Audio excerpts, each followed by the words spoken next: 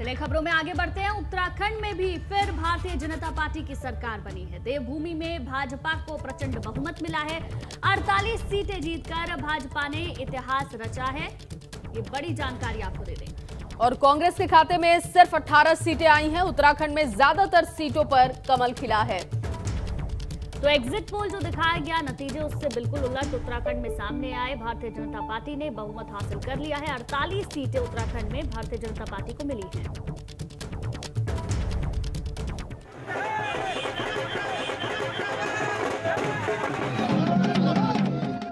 देवभूमि में लहराया केसरिया परचम।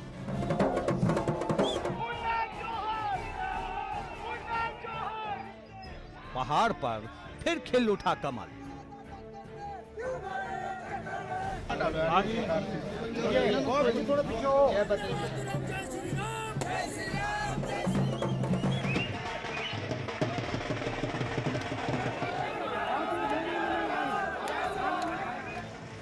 सारे कयास धरे के धरे रह गए। तमाम अटकलबाजियां ढेर हो गईं। ज्यादातर एग्जिट पोल के नतीजे धराशायी हो गए। उत्तराखंड की जनता ने अपना फैसला सुना दिया और ऐसा सुनाया कि बड़े बड़े दिग्गजों की भविष्यवाणी भी भरभरा गई।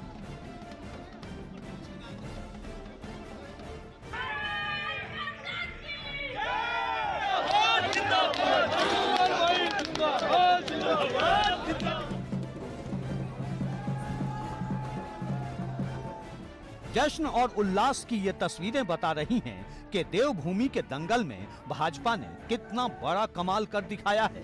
पूरा पहाड़ इस जीत के रंग में सराबोर है। भाजपा के नेता, कार्यकर्ता और समर्थकों के लिए इससे बड़ी होली भला और क्या हो।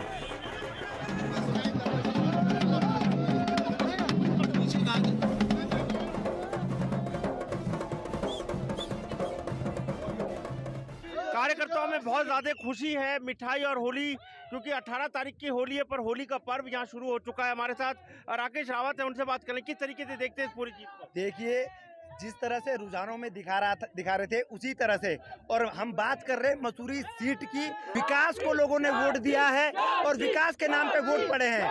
भाई ये जो जीत है ये सिर्फ विकास की जीत हुई है। पुष्कर सिंह धामी का, नरेंद्र मोदी जी के विजन की जीत हुई है। आम कार्यकर्ता की जीत हुई, आम जनमानस की जीत हुई है। आप क्या कहना चाहेंगे? आज बहुत खुशी का माहौल है। आज होली हम आज पहले ही मना रहे हैं पूरे उत्तराखंड में और पूरे देश में। आज एक तरफा जो भगवा लहरा रहा है मोदी जी के सौजन्य से, मोदी जी के द्वारा, और आज पूरी जनता ने एक तरफा दिखा दिया कि भारत में जो है जीत होनी चाहिए, बीजेपी भगवा लहराना चाहिए। पहाड़ से लेकर मैदान तक, कुमाऊं से गढ़वाल तक, हर जगह केसरिया छा गई।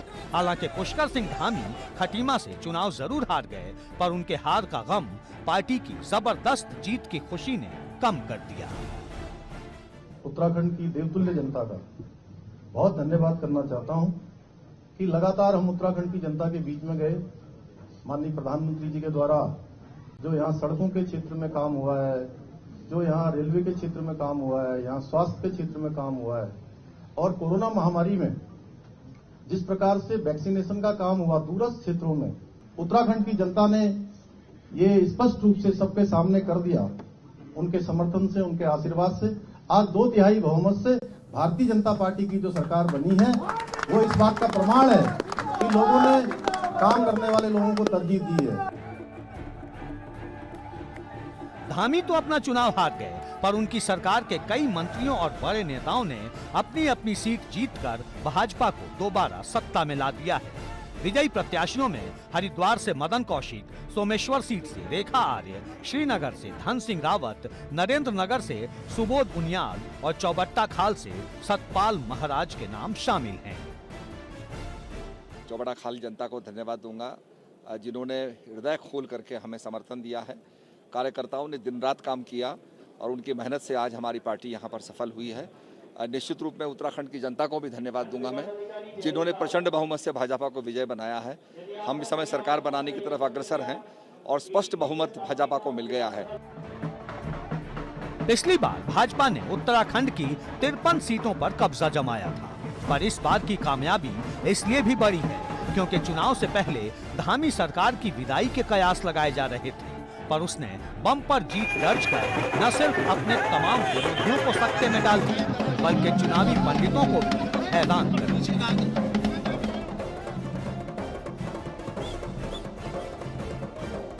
उत्तराखंड की जनता का भी और विशेषकर श्रीनगर की जनता का भी धन्यवाद देना चाहता हूं, और उससे ज़्यादा धन्यवाद मैं कोटद्वार की जनता का देना चाहता हूं कि उन्होंने हमारी दीदी को बहुत अच्छे वोटों से जिताया है। और लैंसडाउन के लोगों ने तो कमाल कर दिया, एक शेर को धराशायी करके दूसरे शेर को जो है आगे कर दिया। 70 सीटों वाली उत्तराखंड विधानसभा में बहुमत के लिए जरूरी 36 सीटों से कहीं ज्यादा करीब 2/3 सीटों पर कब्जा कर भाजपा ने ऐतिहासिक लकीर खींच दी है। ऐतिहासिक इसलिए क्योंकि उत्तराखंड के इतिहास में इससे पहले कभी किसी की सरकार रिपीट नहीं हुई।